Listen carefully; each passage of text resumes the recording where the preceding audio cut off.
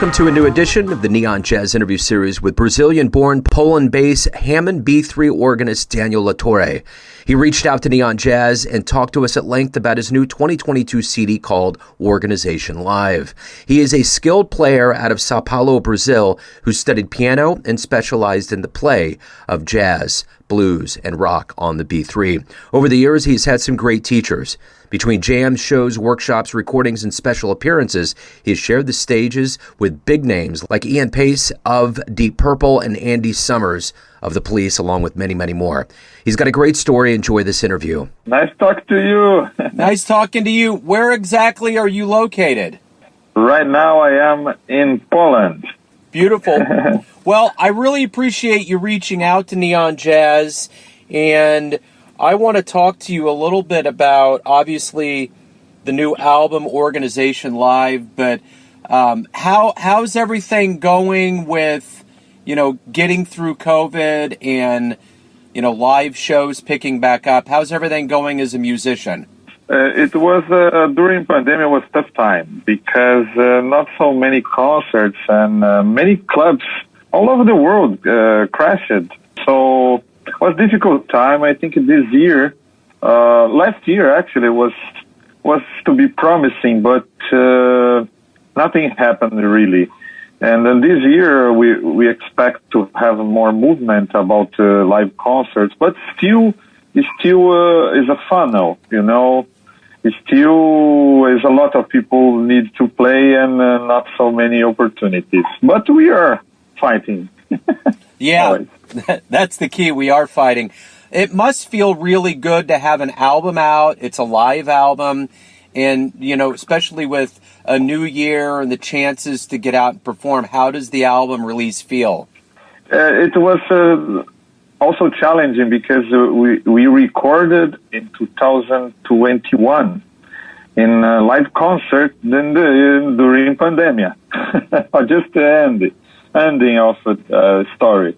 And this is also a celebration of live music because I think that there's no way to translate things like jazz or any music that's based on improvisation in a recording in studio. You record it just one moment, of course, but live music is all about what you feel and the feedback of the audience. And this, like the world lost a little bit this during pandemic. Everybody thought it was interesting. Also, the only way to do this concert through internet or producing albums. Okay, we cannot play live, but it shows that we need this. People need to have contact. So to release this album also is like showing that, hey, come on, this is for real. There is no mask, no no edition, no anything, no computer. Is live. So it's amazing. We had this opportunity to do this, and we did it independently. Because also during this time, in 2021, no one was interested in investing on anything. So this is amazing that we can have like a partner like a 1RPM that's a very good distributor of music. We are living like, I think, a renaissance of this kind of live albums. I totally agree. So you've been at this jazz game for a while. How did this all start for you? What were inspirations and, kind of growing up? How did you get into jazz? Yeah, it's interesting because I came from a classical music family, and I didn't know much about blues, especially blues and jazz, until I was like almost teenage. Because I live on this only classical music. And when I found out the blues, I saw the light in the end of tunnel. So, okay, we can do more things about feeling, right? Not only reproduce feelings, but we can create them. And I think I did the right path. I started to the blues. And then I found out the jazz, and I said, no, I need to know how it is. And It almost the same time that I fell in love to the Hammond organ. And this is like, I found myself there, and I started to listen to guys like Jimmy Smith, Jack McDuff, and all of them. It's impossible to be influenced by this. And also had the opportunity to meet many of my heroes, not only in jazz, but in blues and rock. And all of them like the same guys that I like on jazz. So it's like I had to do this. It's actually not so traditional as jazz because the Hammond organ has some gospel and very, very deeply influenced by the church music. So in such a way, people still today that more traditional jazz look the Hammond organ a little bit off the traditional concept.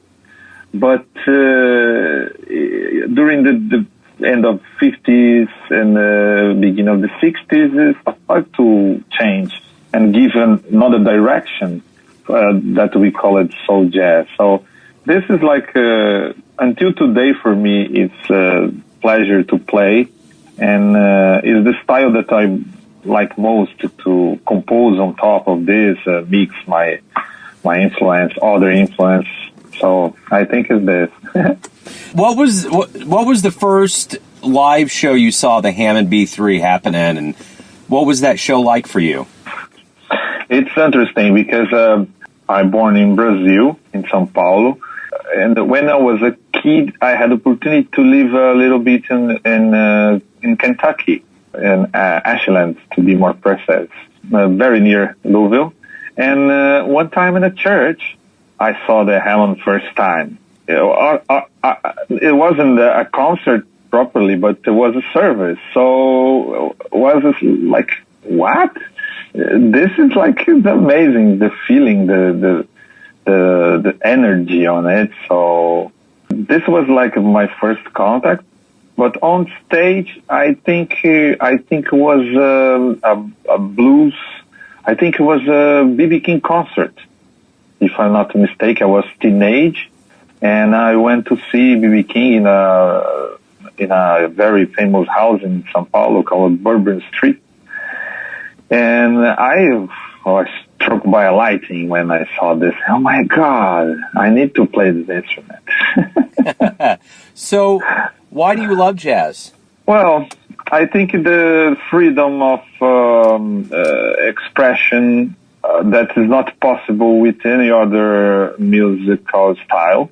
And this is like, and also it's always changing, because if you talk about jazz, we talk like North American Afro-descendant, practically but today it's much more. It's mixture. You can actually add any other influence to this. So it's a kind of music that still is ongoing. You know, so we can classify, we can put decades what happened, but it's ongoing. You can be traditional, you can be influenced by rock, why not? By anything. So this is fascinating for a musician to compose, to also listen, because you listen to ideas of other people and you can use it. And this is most interesting. It's not only about a fixed language, it's also a live language, that is changing. I love that. Yeah, I love that answer. So, Daniel, everyone out there has kind of an idea of who they think you are, your family, your friends, your fans, your listeners, but you're the one living your life. Who do you think you are? I think I am a dreamer. I am a dreamer. Yes, I am a dreamer, for sure. Each day I realize that I am a dreamer because I found myself on very small things, like, for example, the Hammond organ, music, and this is for me is enough, for me enough. I don't need much more. The only detail that what's involved to do this, it's a lot. But it's simple. But I define like a dreamer, and really, and I had the lucky to grow up in a musical environment, healthy one music environment. I like many other things, so I think when you interested and curious about anything, biology, physics or anything, you can apply it to the music somehow, because everything's connected. So this is also, I'm curious, really, and I think all the life is we try to find out ourselves, and music help a lot. Daniel, if anyone out there wants to pick up Organization Live, learn more about you and your live shows coming up, anything about you, where can they go on the web? Well, I supposed to have tomorrow concert in Switzerland, but due some problems was postponed.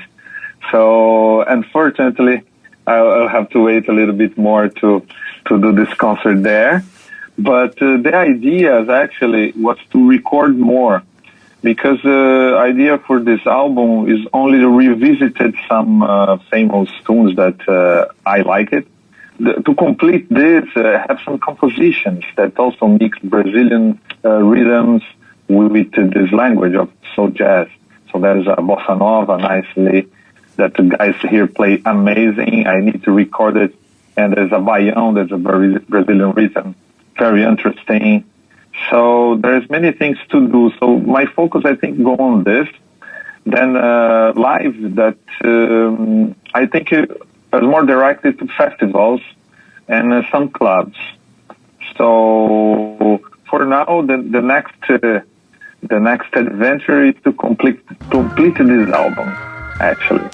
Beautiful. Daniel, thank you for reaching out to Neon Jazz. I can't wait to play the music on the show and get the interview out for everyone to hear it.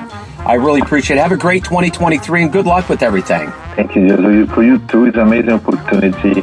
Your audience is amazing. I noticed about you not so long ago, and then I start to follow, and I pay attention for everything. It's amazing. I really a pleasure, and I can't wait to tell everybody to listen. Thanks for listening and tuning in to another Neon Jazz interview, where we give you a bit of insight into the finest players and minds in Poland, Brazil, Kansas City, and spots all over the world, giving fans all that jazz. Thanks to Daniel for his time, music, and story. If you want to hear more interviews, go to Famous Interviews with Joe Domino on the iTunes Store or Spotify. You can visit neonjazz at youtube.com, and for everything Neon Jazz, go to the neonjazz.blogspot.com. Until next time, enjoy the jazz, my friends.